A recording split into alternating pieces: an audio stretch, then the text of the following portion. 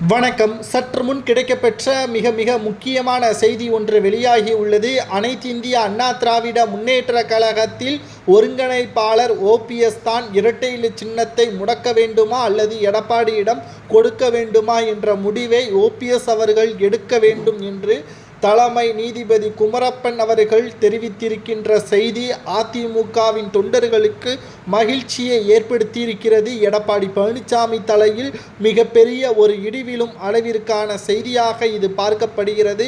ஒன்றல்ல இரண்டல்ல, குறிப்பாக 4 ஆண்டுகளுக்கு மேலாக இந்த போராட்டத்தை கையில் எடுத்திருக்கிறார் ஓபிஎஸ் அவர்கள். ஆக மொத்தத்தில் அதிமுகவின் உண்மையான தொண்டன், மறைந்த முதல்வர் ஜெயலலிதா அவர்களது விசுவாசி ஓபிஎஸ் அவர்களது கையில் இரட்டை இலை இன்னும் சிறிது காலத்திற்குள் செல்லும். 2026 சட்டமன்ற தேர்தல் ஓபிஎஸ் தலைமையில்தான் நடக்கும். எடப்பாடியே அதிமுகவின் பொதுச் செயலாளராக நீதிமன்றம் ஏற்றுக்கொள்ளவில்லை என்பதை தெள்ளத்தெளிவாக நீதிமன்றம் தீர்ப்பு வழங்கியுள்ளது. இரட்டை இலை சின்னத்தை தற்காலிகமாக முடக்க வேண்டும் என்ற வழக்கின் பொழுது அதில் ஓபிஎஸ் அவர்களும் சம்பந்தப்பட்டிருக்கிறார். அவர் கருத்து தெரிவிக்க வேண்டும் என்றும் தேதி குறிப்பிடாமல் இந்த வழக்கு ஒத்திவைக்கப்பட்டுள்ளது. ஆரம்ப காலகட்டத்தில் செயற்குழு கூட்டத்தை கூட்டி தன்னை தானே துணை பொதுச் செயலாளராகவும் எடப்பாடி கே.பி. முனுசாமி அவர்கள் பதவி பிரமாணம் ஏற்றுக்கொண்டார்கள். ஆனால் அதை செல்லாது என்று நீதிமன்றத்தில் வழக்கு தொடர்ந்தார்.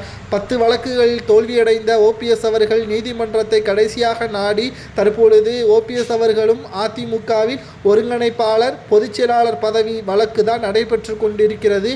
தற்பொழுது அதிமுகவில் உயர் பொறுப்பில் இருக்கக்கூடியவர் ஓபிஎஸ் அவர்கள்தான் என்றும் அனைத்து நடவடிக்கைகளும் ஓபிஎஸ் அவர்களும் பார்வையிட வேண்டும் என்பதை உண்மையாகவும் சட்டத்திற்கு புறம்பாக எதுவும் செய்யக்கூடாது என்றும் நீதிமன்றம் தெரிவித்திருக்கிறது.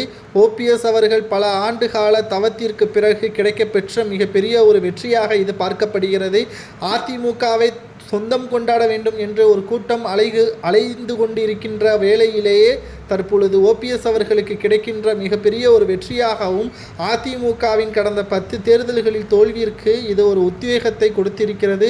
இதன் மூலமாக வருகின்ற டிசம்பர் 15ஆம் தேதி ஆலோசனை கூட்டத்திலும் செயற்குழு கூட்டத்திலும் ஓபிஎஸ் அவர்கள் கலந்து கொள்வார். அவரை தடுக்க கூடாது என்று நீதிபதி குமரப்பன் அவர்கள் தெரிவித்திருக்கிறார். ஆகையால் ராஜ மரியாதையுடன் அதிமுகவின் அலுவலகத்திற்கு ஓபிஎஸ் அவர்கள் செல்வார் என்றும் எதிர்பார்க்கப்படுகிறது. மேலும் அவரை தடுத்து நிறுத்தும் பட்சத்தில் ஓபிஎஸ் அவர்கள் வழக்கு தொடரலாம், அதற்கான நடவடிக்கைகளை மேற்கொள்ளலாம் என்றும் நீதிமன்றம் தெரிவித்திருப்பது சரியா தவறா என்பதை கமெண்ட் வாயிலாக மறக்காமல் கூறுங்கள். நன்றி, வணக்கம்.